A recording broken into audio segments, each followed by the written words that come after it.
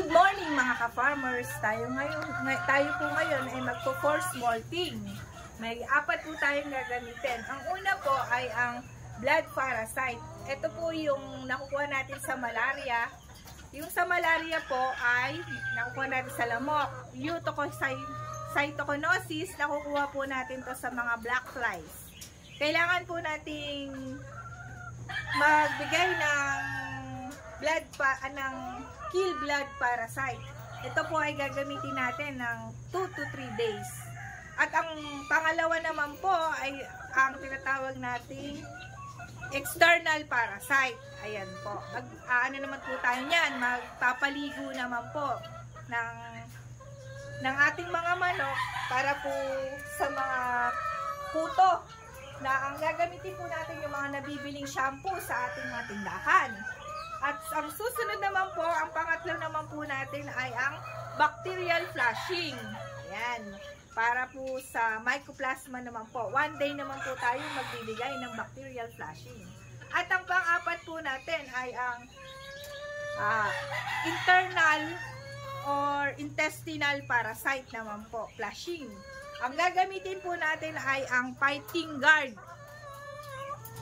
Ito po. Yan. Tayo naman po ay magpupurga ng ating mga inahin. Ito po ay ang pure claret. Yan. Pupurga po tayo na. Ito po ang pure claret natin.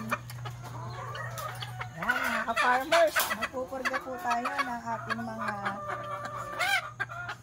inahin, mga ka-farmers. Ayan. Ito po yung ating pamurga. Ayan.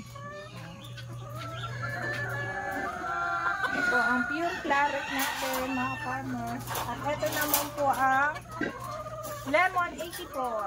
Pure lemon 84, mga farmers. Ayan, mga ka-farmers. Ito po ang ating pamurga.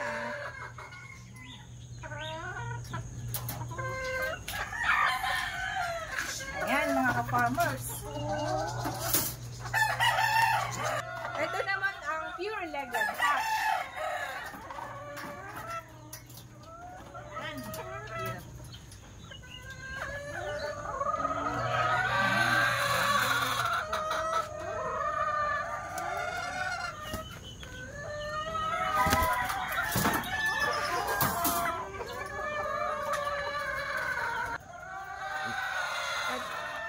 Ito naman po ay ang pure Cecil Davis Kelso.